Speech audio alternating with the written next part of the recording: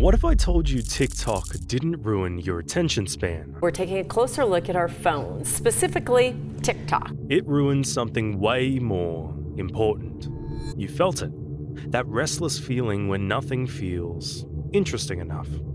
That moment you picked up your phone, not because you were bored, because reality felt too slow. That's not distraction.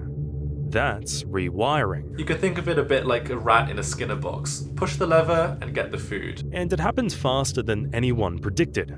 Faster than any study caught it. Faster than you noticed.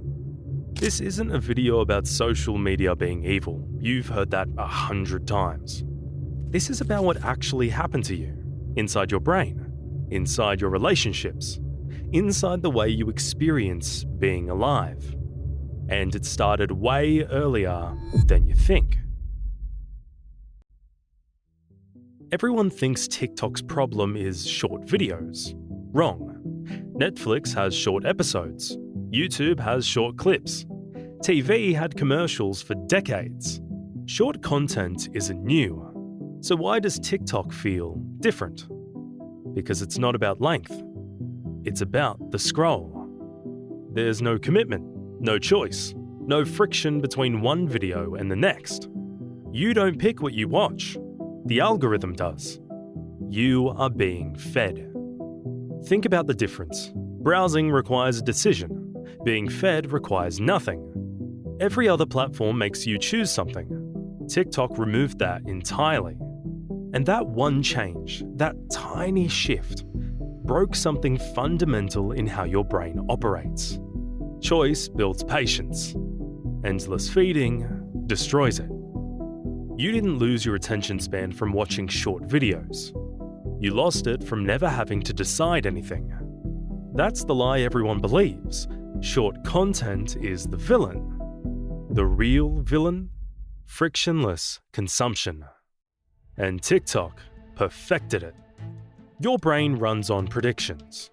Every second, it's guessing what happens next. It's wired for anticipation. Before TikTok, boredom had a job. Seriously, boredom was useful. It forced your brain to generate its own stimulation, to wonder, to create, to problem solve without being asked. Neuroscientists call it the default mode network.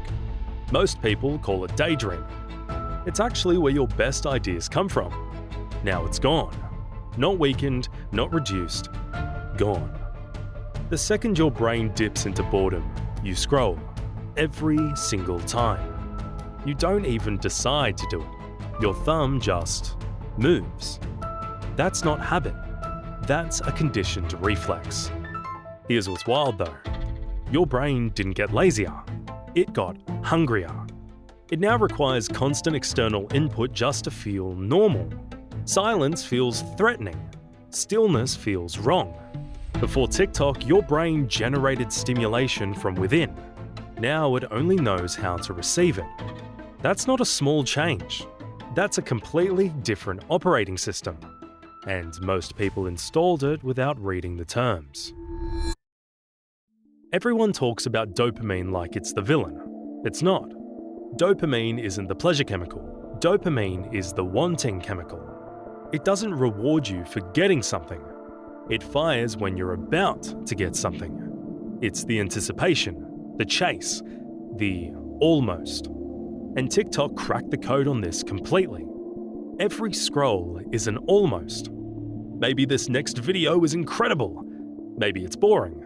You don't know. That uncertainty, that's the trap. Slot machines work the same way. Not because winning feels good, because maybe winning feels electric. Getting these dopamine hits that feel good, just the way it does when people sometimes use drugs or they use alcohol or they become addicted to other things. TikTok is a slot machine in your pocket. Infinite pools, zero cost, always open. But here's where it gets darker. Your brain adjusts to dopamine levels. What excited you last year barely registers now.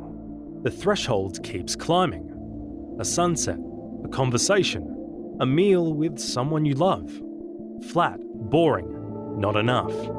Not because those things changed, because your baseline shifted. Real life didn't get less interesting. Your brain just needs more to feel anything now. It's not that TikTok is addictive, it's that TikTok makes everything else feel inadequate. And that's so much harder to fix. Attention span. That's the headline everyone runs with. Does it ever seem like something is going on with our attention spans? We lost about a third of our attention span. Forget it. Attention span is actually fine. Humans still binge entire Netflix series, still read books for hours, still play video games for 6 hours straight. Attention didn't shrink, it got selective. Your brain now decides in milliseconds whether something deserves focus. And the bar? Impossibly high. If something doesn't hook you immediately, it's dead to you. That's not short attention span. That's hyperactive filtering. And it's bleeding into real life in ways nobody expected. Conversations feel slow. People take too long to get to the point. Your mind wanders mid-sentence. Not because you're rude, because your brain is buffering waiting for the hook. Books lose you on page 2, not because you can't read, because nothing exploded yet. Lectures, meetings, dates, all filtered through the same brutal algorithm your brain learns from TikTok. Is this worth my attention right now? And most things fail that test. Here's the contradiction though. You can still focus deeply. The capacity exists, but only for things that feel like TikTok. Fast, unpredictable, constantly rewarding. You didn't lose focus. You just recalibrated what focus feels like. And real life will never match that recalibration. That's what's actually broken. Not attention, not time, not productivity. Those are surface level. Here's what actually got taken. Solitude. Real solitude. The kind where you sit alone with your thoughts and don't panic. Most people haven't experienced genuine solitude in years. They think they have. They've been alone plenty. But alone with your phone isn't solitude. It's isolation with noise. True solitude is uncomfortable, confrontational. Your brain starts surfacing things. Unresolved feelings, uncomfortable truths, memories you've been outrunning. TikTok gave you the perfect escape from all of it. Infinite content means infinite avoidance. Every emotion gets buffered before it fully arrives. Sad? Scroll. Anxious? Scroll. Bored? Scroll. Lonely? Scroll. You never sit with anything long enough to process it. And unfelt feelings don't disappear. They accumulate. Therapists are seeing it everywhere. People who can't identify what they feel, not because they're emotionally stunted, because they've been interrupting their own emotions for years. Mid-feeling, every time. There's something else too. Imagination. Kids who grew up with TikTok have never had to generate their own entertainment from nothing. Never stared at a ceiling long enough for a story to appear. Boredom was the birthplace of creativity. We killed it and called it progress. We need to say the quiet part out loud. We liked it. Nobody forced this on anyone. No one held your phone. No one made you download it. TikTok offered an escape from being human, and humans said yes, enthusiastically, repeatedly, because being human is hard. Sitting with yourself is hard. Real relationships are hard. Slow progress is hard. Delayed gratification is brutal. Here's the uncomfortable truth though. Every generation gets its escape. Alcohol, television, video games, social media. Each one got blamed for destroying society. Each one got absorbed. Each one changed us permanently. TikTok isn't unique in being an escape. It's unique in how perfectly engineered the escape is. Previous escapes had limits.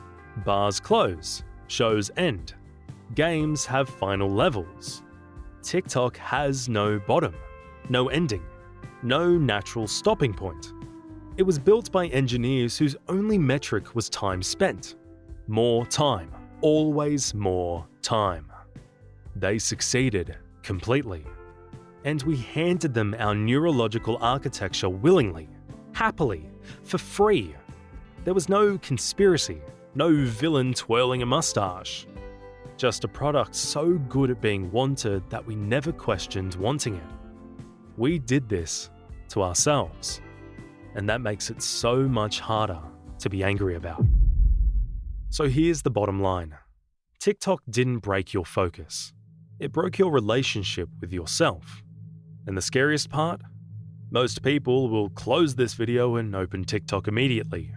Not weakness, just how deep the rewiring goes. But you stayed till the end. That matters more than you think. And when a generation loses its relationship with itself, it's no surprise they're losing it with each other too. There's an incel epidemic going on right now with Gen Z, and it's even worse than the TikTok problem we just talked about.